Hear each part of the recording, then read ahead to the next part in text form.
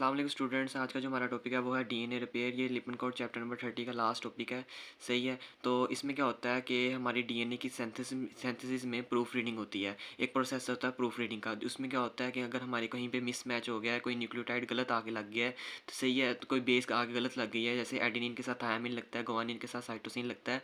तो अगर इनकी कोई मिसमैच हो गया तो क्या होता है, प्रूफ रीडिंग के ज़रिए वो चीज़ सही हो जाती है। सही है। लेकिन कभी कभार ऐसा होता है कि प्रूफ रीडिंग के बावजूद वो चीज़ सही नहीं होती, जिसकी वजह से हमारे पास क्या आते हैं, एरर आते हैं। सही है। कहता है despite proof reading during DNA synthesis errors can occur. और एरर क्यों आते हैं? कहता है एरर दो रीज़न की वजह से आते हैं, या तो इनकरेक्ट बेस पेयरिंग हो जाती है, या तो कोई एक्स्ट्रा न्यूक्लियोटाइड आके लग जाता है। सही है। कहता है अब ये इनके एरर के यानी कि एक वजह भी है। कहता है डीएनए को ना कंटिन्यूसली एनवायरमेंटल स्ट्रेस मिलता रहता है। कहता है वो एनवायरमेंटल स्ट्रेस क्या करता है, वो ना न्यूक्लियोटाइड्स की ना सीक्वेंस में अल्ट्रेशन कर देता है।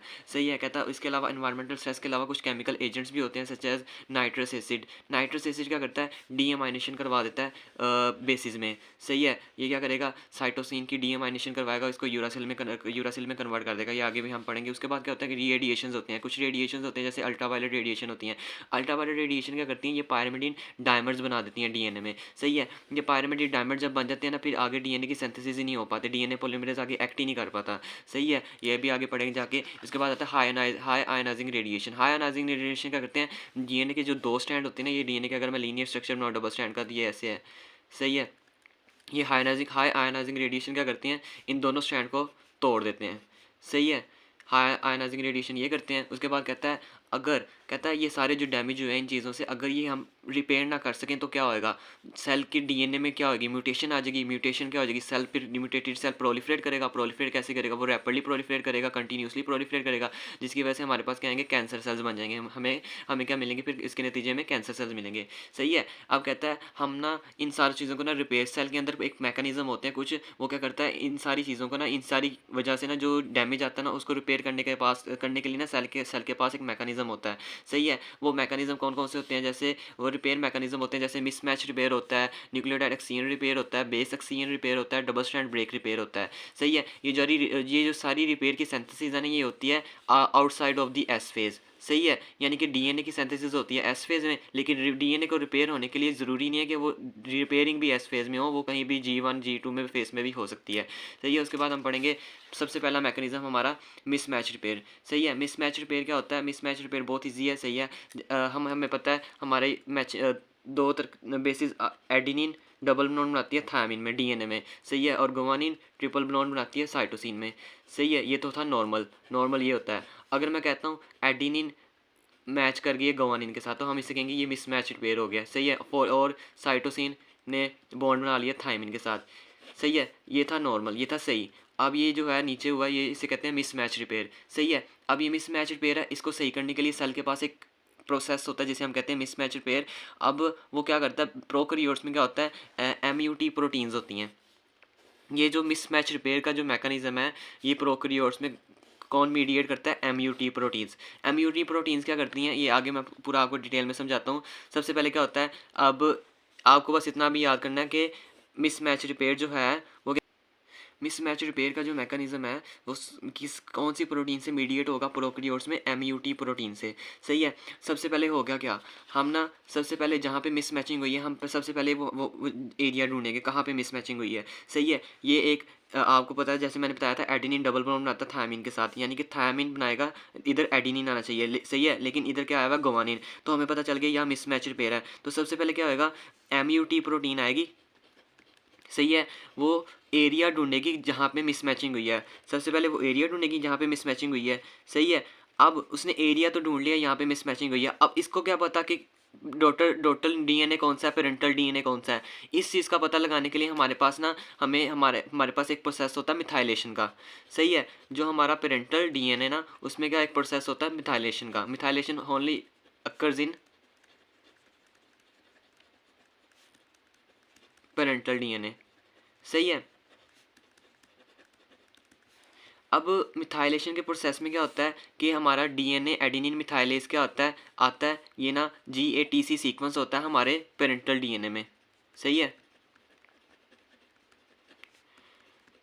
जीएटीसी रिपीटेडली जीएटीसी सीक्वेंस होता है, उसमें डीएनए एडेनिन मिथाइलेज क्या करवाता है, मिथाइलेशन करवाता है। इससे हमें पता लग जाता है ये वाला हमारा पेरेंटल डीएनए था, ये वाला हमारा डॉटर डीएनए था। सही है, तो इससे क्या होगा, मुट प्रोटीन आएगी और ये एक तो वो मिसमैच रिपेयर के एरिया को ढूंढ लेगी। सही है, जहाँ पे मिसमैचिंग हुई है। उसके बाद वो उसने आगे प्रोसीजर करवाना है, फर्दर उसने रिपेयर करवाना है। सही है, अब हो सकता था कि एमयूटी प्रोटीन वो थायमीन को आके हटवा देती। हालांकि ये तो पेरेंटल डीएनए था, इसको हटाने की ज़रूरत ही नहीं थी। हमने तो गुआनिन को हटा के यहाँ पे एडेनिन लगवाना है। सही है, तो इसके लिए इसको डिस्क्रिमिनेट करने के लिए हमारे पास एक प्रोसेस होता है मिथाइलेशन का। मिथाइलेशन कहाँ पे होती है, सिर्फ पेरेंटल डीएनए में, डॉटर डीएनए में नहीं होती। सही है, अब रिपेयर का प्रोसेस क्या आएगा, एमयूटी प्रोटीन ने क्या किया, एरिया रिकॉग्नाइज कर लिया जहाँ पे मिस रिपेयर हुआ है। ठीक है, उसके बाद क्या होगा, एमयूटी प्रोटीन, उसके बाद आएंगे एंडोन्यूक्लियस।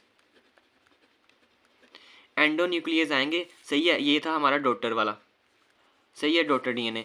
एंडोन्यूक्लियस आएंगे। एंडोन्यूक्लियस क्या करेंगे, आके ना वहाँ पे निक लगाएंगे डीएनए के स्ट्रैंड पे। सही है, डीएनए के स्ट्रैंड पे निक लगाएंगे। उसके बाद आएंगे एक्सोन्यूक्लियस।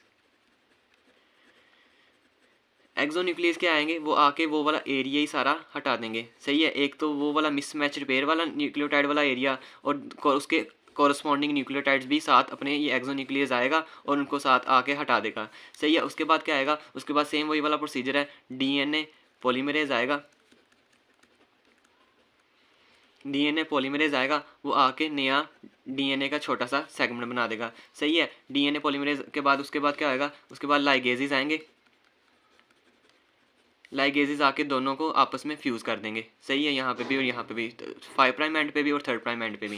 मैं दोबारा रिवाइज करता हूँ, मिसमैच रिपेयर में क्या होगा, मिसमैच रिपेयर में सबसे पहले क्या होगा, एमयूटी प्रोटीन्स आके रिकॉग्नाइज करेंगी कहाँ पे मिसमैचिंग हुई है, और ये एक पहला ये काम ये करेंगी, दूसरा काम ये करेंगी, वो एक और चीज़ रिकॉग्नाइज करेंगी कि पेरेंटल स्ट्रैंड कौन सा है और डॉटर स्ट्रैंड कौन सा है। सही है, ये दोनों चीज़ें रिकॉग्नाइज करने के बाद, अच्छा पेरेंटल स्ट्रैंड का हमें पता है, पेरेंटल स्ट्रैंड में मिथाइलेशन होगी। मिथाइलेशन में क्या आएगा, डीएनए एडेनिन मिथाइलेज आएगा, वो आके एडेनिन पे ऊपर मिथाइलेशन करवा देगा। और जीएटीसी सीक्वेंस रिपीटेडली सीक्वेंस होते हैं रिपीटेडली। सही है, एवरी 1000 न्यूक्लियोटाइड्स के बाद। सही है, उसके बाद क्या होगा, एंडोन्यूक्लियस आएगा। एंडोन्यूक्लियस आके निक लगाएगा, कट लगाएगा डीएनए सेगमेंट पे, और ये वाला जहाँ पे मिसमैच रिपेयर हुआ वो वाला सेगमेंट सारा बाहर आ जाएगा थ्रू एक्सोन्यूक्लियस। एक्सोन्यूक्लियस सारे सेगमेंट को बाहर निकाल देगा। उसके बाद डीएनए पॉलीमरेज आएगा, एक नया डीएनए का छोटा सा सेगमेंट बना देगा। सही है, इस दफ़ा सही वाले पेयरिंग करवाएगा, जैसे थाइमिन के साथ एडेनिन की। सही है, उसके बाद लाइगेजेस आके उन दोनों एंड्स को आपस में फ्यूज़ कर देंगे। ये सारा था मिसमैच रिपेयर। उसके बाद हमारे पास प्रोसेस आता है nucleotide exchange repair. Nucleotide exchange repair कब होता है, जब हमारा सेल एक्सपोज होता है यूवी रेडिएशन में। सही है, अब इससे क्या होता है, यूवी रेडिएशन क्या करते हैं, हमारी सेल में क्या, डीएनए में क्या करना है, पायरिमिडीन डाइमर बना देते हैं। सही है, और कौन से, और मोस्ट कॉमनली कौन सा पायरिमिडीन, थायमीन। सही है, जिसकी वजह से हमें एक डाइमर बन जाता है। वो डाइमर क्या करता है, मैं बताता हूँ। वो डाइमर क्या करेगा, डीएनए पॉलीमरेज की एक्टिविटी को रोक देगा। यानी कि डीएनए पॉलीमरेज को कहेगा भाई तूने आगे डीएनए की सिंथेसिस नहीं कहीं, यहीं पे रुक जा।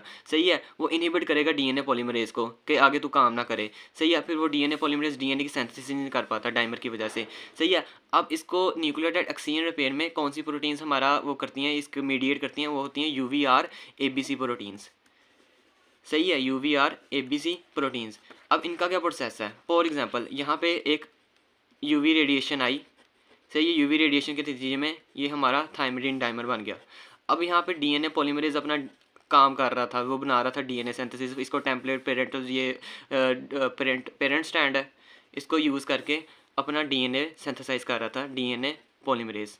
सही है, अब डाइमर बन गया। जैसे ही डीएनए पॉलीमरेज यहाँ तक आएगा, ये डाइमर उसको आगे मूव ही नहीं करने देगा। सही है, ये डाइमर आगे मूव ही नहीं करने देगा, जिसकी वजह से डीएनए की रेप्लिकेशन इनहिबिट होएगी।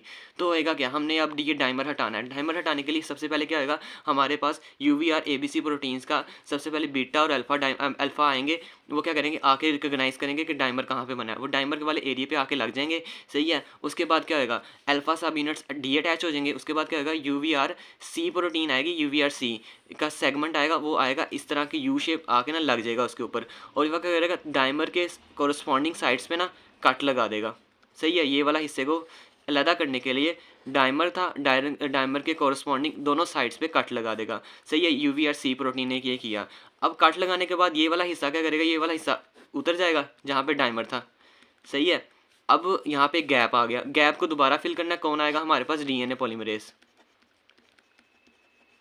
डीएनए पॉलीमरेज आके यहाँ पे एक नया सेगमेंट बना देगा डीएनए का, सही है। सेगमेंट बनाने के बाद उसके बाद सेम वही प्रोसेस हमारे पास क्या आएगा, डीएनए लाइगेस क्या करेगा, दोनों को आगे आपस में फ्यूज़ कर देगा, दोनों सेगमेंट्स को 5 एंड पे भी और 3rd एंड पे भी, सही है। मैं दोबारा रिवाइज कर देता हूँ कि हमारे पास न्यूक्लियोटाइड एक्सचेंज रिपेयर कब होता है, न्यूक्लियोटाइड एक्सचेंज रिपेयर तब होता है जब हमारा सेल यूवी रेडिएशन के ऊपर एक्सपोज होता है। तो उसकी वजह से क्या होता है, हमारे अंदर सेल में क्या होता है, पायरिमिडाइड डायमर्स बन जाते हैं। पायरिमिडाइड डायमर्स क्या करते हैं, हमारी डीएनए की पॉलीमरेज एक्टिविटी को रोक देते हैं, सही है। अब ये न्यूक्लियोटाइड एक्सचेंज रिपेयर मीडिएट कौन करता है, यूवीआर एबीसी प्रोटीन। यूवीआर एबीसी प्रोटीन के 3 कंपोनेंट्स होते हैं, ABC, सही है। सबसे पहले ए और बी क्या करते हैं, डायमर वाली जगह को ढूंढते हैं, डायमर वाली जगह को ढूंढ लिया, उसके बाद करते हैं सी उसका आता है हिस्सा, वो आगे ना उस हिस्से को काट देता है, सही है। उस हिस्से को काटने के बाद क्या होता है, डीएनए पॉलीमरेज आता है, डीएनए पॉलीमरेज वहाँ पे एक नया सेगमेंट बना देता है, सही है। डीएनए पॉलीमरेज के बाद डीएनए लाइगेज आता है, उन दोनों सेगमेंट्स को आपस में फ्यूज कर देता है, 5 एंड पे भी और 3rd एंड पे भी, सही है। अब ये एक डिजीज़ है ज़ीरोडर्मा पिगमेंटोसा, ये बड़ी इंपॉर्टेंट डिजीज़ है, यूनिवर्सिटी क्वेश्चन है, बड़ा फेमस।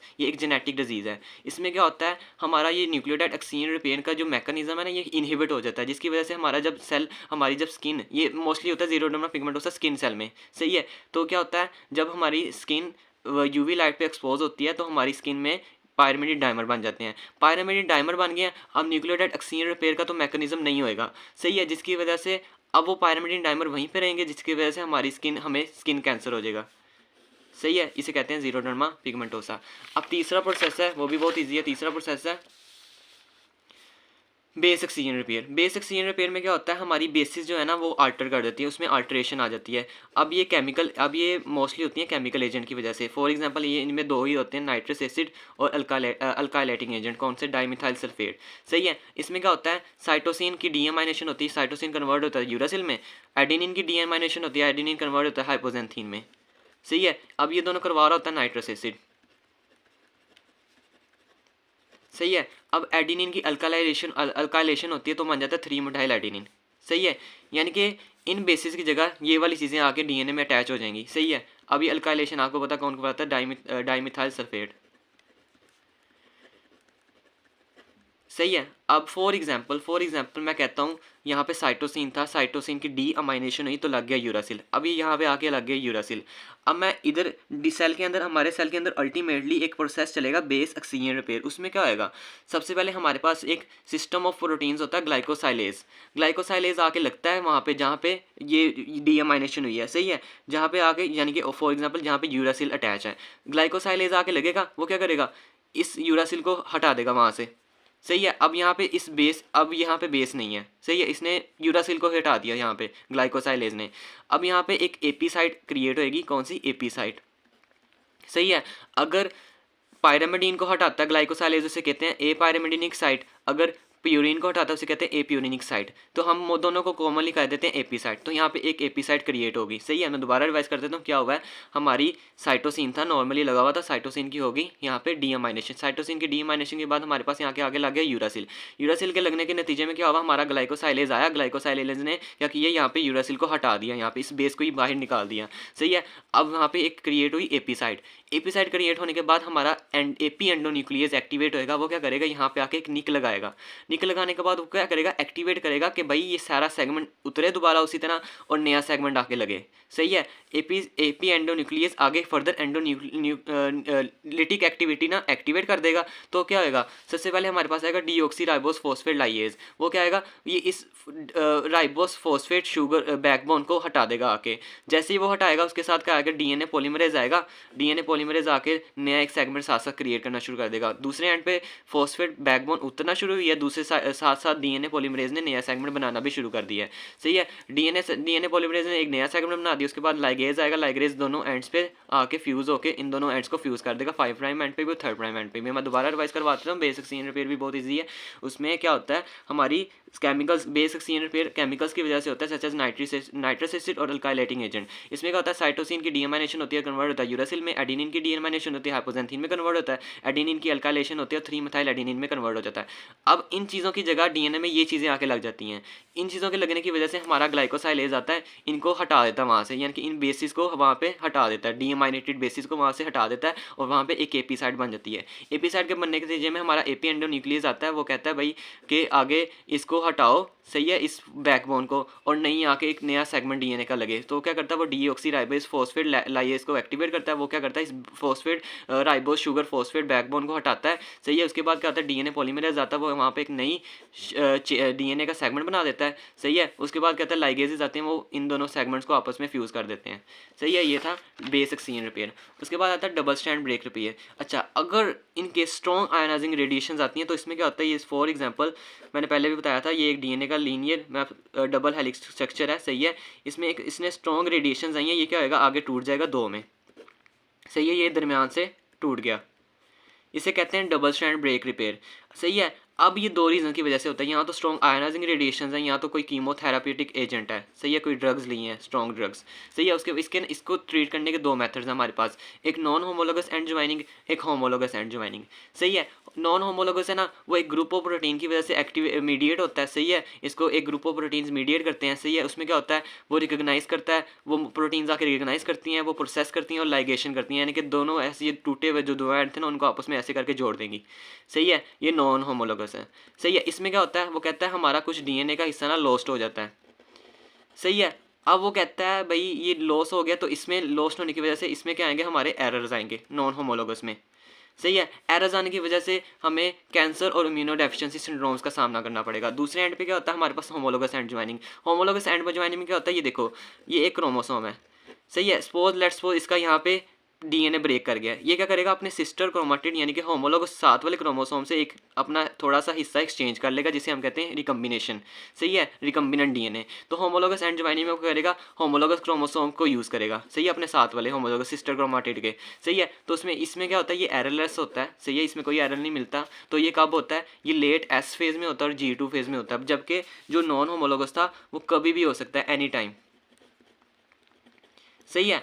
अब ये भी होमोलोगस एंड ज्वाइनिंग है, ये भी ग्रुप ऑफ प्रोटीन्स में ग्रुप ऑफ प्रोटीन्स होती हैं जिनको मीडिएट करती हैं, उनमें से एक है BRCA1 BRCA2, सही है।